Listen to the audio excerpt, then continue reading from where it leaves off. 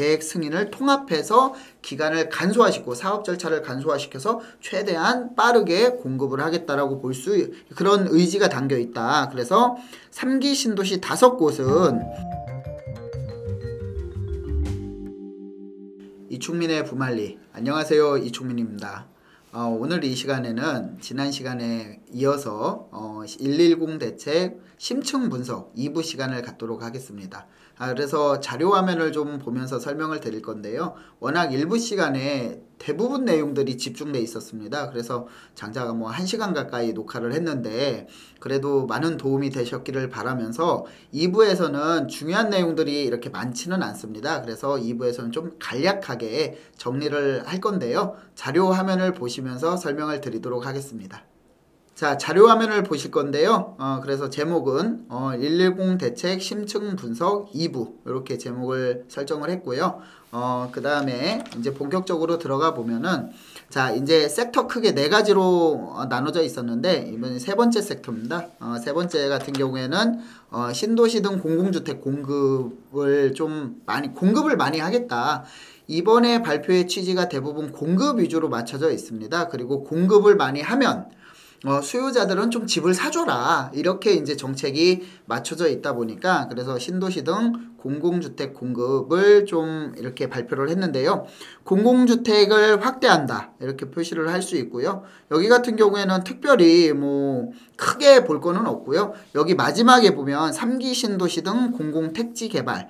여기 보시면은 신규 택지 2만 호를 개발한다라고 되어 있습니다. 이 택지를 개발하려고 하면은 그만큼 굉장히 큰 토지가 필요한데 대지가 필요한데 이제 여기에서는 자주 나오죠. 우리가 택지를 개발하거나 신도시를 개발할 때 서울 인접지역에 개발을 하게 되면은 그린벨트가 제일 만만하죠. 그래서 그린벨트를 해제한다고 또 유유부지를 활용해서 개발을 한다. 그리고 수도권 신도시 3만 호를 개발을 하는데 용적률이나 녹지나 자족용지 조성을 해가지고 좀 많이 택지를 확보해가지고 공급을 하겠다 이렇게 발표를 했습니다. 자, 그 다음 보실 것이 신도시 조성속도 제고라고 나와 있는데요. 신도시 같은 경우에는 지난 정권 때 이제 3기 신도시를 발표를 했었죠. 3기 신도시를 빠르게 개발을 해서 이제 공공택지를 개발을 해서 입주를 빠르게 진행을 시키겠다라고 했는데 한번 살펴보면은 신도시 속도 조성속도 제고 여기에서 가장 큰 부분은요.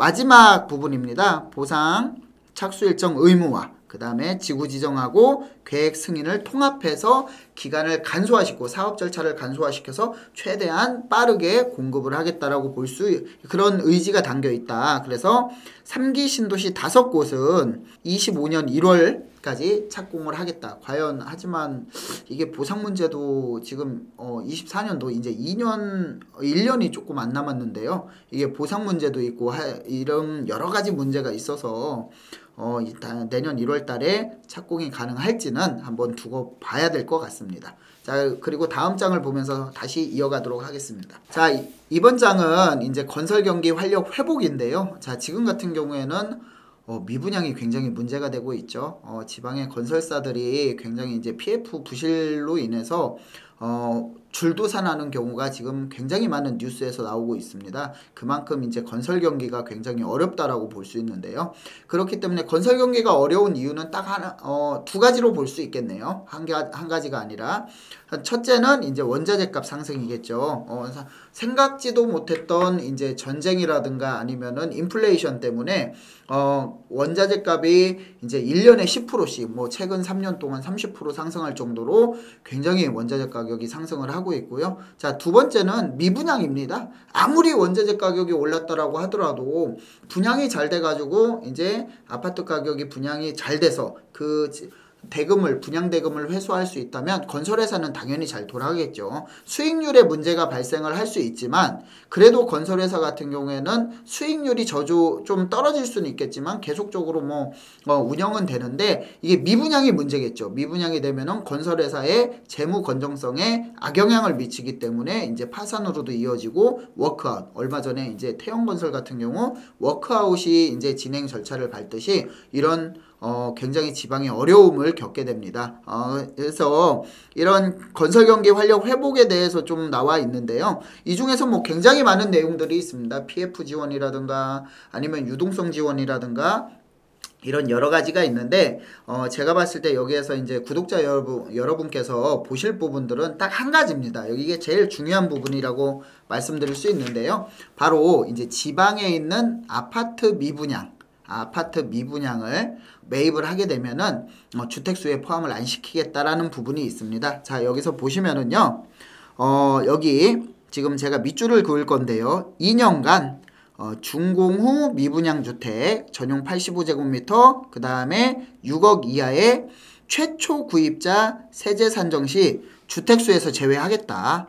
자, 일부에서 제가 말씀드린 내용이 있습니다. 일부에서는 서울 수도권 그 다음에 지방에 대해서 소형주택은 최초 매입을 하게 되면은 주택수에 포함을 안 시키겠다라고 했습니다. 자, 그리고 서울 수도권은 6억, 지방은 3억 이렇게 했는데 거기에서는 분명히 아파트를 제외했습니다. 하지만 이번에는 지방에 있는 아파트입니다. 서울 수도권에 있는 아파트가 아니라 지방에 있는 아파트라고 볼 수 있고요. 자, 그리고 두 번째로 중요한 부분이 있습니다.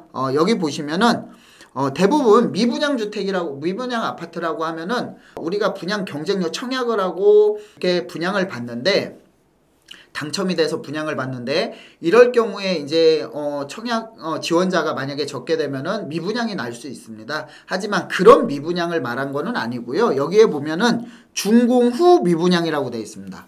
준공 후 미분양은 구독자 여러분도 다 아시겠지만 당연히 이제 준공 후의 미분양은 악성 미분양입니다. 그래서 우리나라에서도 이제 그 미분양에 대한 그 산정 기준에 대해서 미분양과 악성 미분양을 구분을 하는데 일단 미분양 아직 지어지고 있는데 미분양이다라는 이 아파트를 매입을 하게 된다라고 하면 미분양 혜택을 받을 수 없고요. 무조건적으로 준공 후 미분양, 악성 미분양을 매입을 해야 받을 수 있다. 이렇게 볼 수 있습니다. 그래서 이 부분이 상당히 중요합니다. 그리고 1주택자 최초 구입 시 1세대 1주택 특례 적용한다.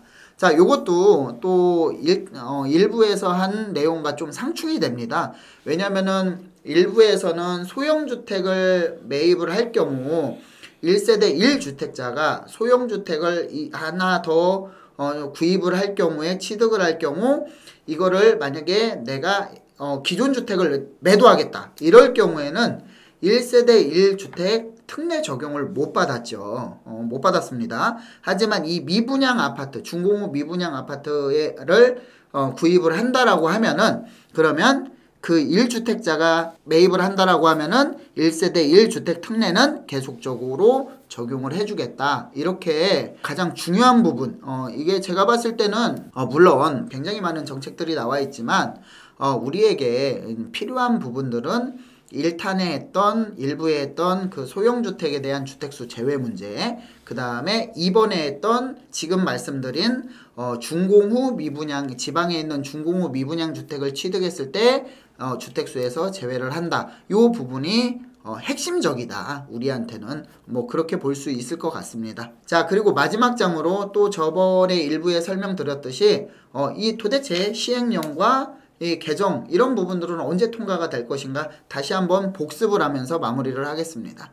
자, 그래서 이번에 이제 지금 여러 가지 발표를 했는데요. 일부에서도 말씀드렸듯이 이런 부분들은 좀 중요합니다. 왜냐하면은 이게 정말 시행령 개정으로 가능한 것인가 아니면 법 개정을 해야 되는데 이게 지금 야당 다수석에서 이게 법 개정이 쉽게 통과가 될 것인가 이런 여러 가지를 좀 고민을 해볼 필요가 있기 때문에 좀 준비한 자료라고 볼 수 있고요.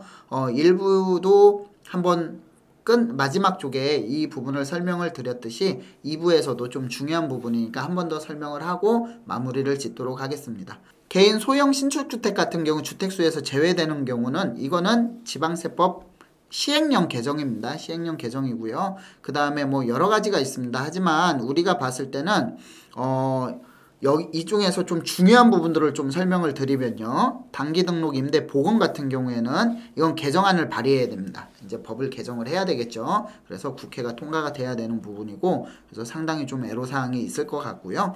그 다음에 여기에서 보면은 말씀드린 듯이 주택수에서 제외하거나 이런 부분들은 전부 다 이제 시행령 개정이라고 볼 수 있고요. 준공후 이 부분이 중요하죠. 지방 준공후 미분양 구입 시 주택수에서 제외하는 거는 지방세법은 또 시행령을 개정해야 되고, 소득세법과 종부세법은 시행령 개정 사항이다. 이렇게 해서 개정을 해야 된다라고 볼 수 있습니다. 자, 그리고 지방 준공후 미분양 구입 시 1세대 1주택 특례 적용하는 부분은 개정안을 발의해야 된다. 조세특례법에 대해서 개정안을 발의를 해야 되는 부분이기 때문에 조금 어렵거나 아니면 오래 걸릴 수 있다. 이렇게 말씀드릴 수 있습니다. 자, 요 나머지는 보면은 마지막으로 중요한 부분이 노후도 요건 완화죠. 재개발 지역이나 촉진지구에 대한 그런 지역들에 대해서, 구역들에 대해서 노후도 요건을 현행 3분의 2에서 60%로, 촉진지구는 50%까지 완화한다라고 발표를 했죠. 이번 정책에. 그래서 보시면 이런 부분도 시행령 개정사항이다. 이렇게 말씀을 드릴 수 있습니다.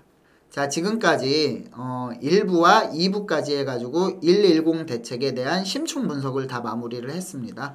굉장히 헷갈리는 부분이 많죠. 왜냐면은 특히 뭐 지방세법상 뭐 취득세, 뭐 감면, 뭐 취득세, 중과 배제, 양도소득세, 종합소득세, 종합부동산세, 뭐 배제, 뭐 이런 뭐 일시적으로 배제, 뭐 안 그러면 주택수에서 배제, 준공후 미분양, 안 그러면은 또 소형주택, 뭐 이런 것들이 많습니다. 헷갈리는 부분이 상당히 많이 있는데요. 이런 부분들 같은 경우에는 좀 꼼꼼하게, 어려운 부분을 꼼꼼하게 공부를 하셔야 정말 돈이 될 수 있는 그런 틈이 보이기 때문에 이런 부분들은 좀 정확히 알고 넘어갈 필요가 있습니다. 자, 그래서 이번 시간까지는 좀 심층 분석을 심도 있게 했다면, 다음 시간에는 제가 이런 뭐 소형주택이라든가 아니면은 준공후 미분양 아파트라든가 이런 것들을 좀 예시를 들어서 어떤 경우는 좀 세금 혜택을 받고 어떤 경우는 세금 혜택을 못 받고 또 언제까지 받을 수 있고 언제부터는 못 받고, 이런 부분들을 좀 하나하나 예시를 들어서 쉽게 좀 설명을 드리는 시간을 갖도록 하겠습니다. 자, 지금까지 시청해 주셔서 감사합니다.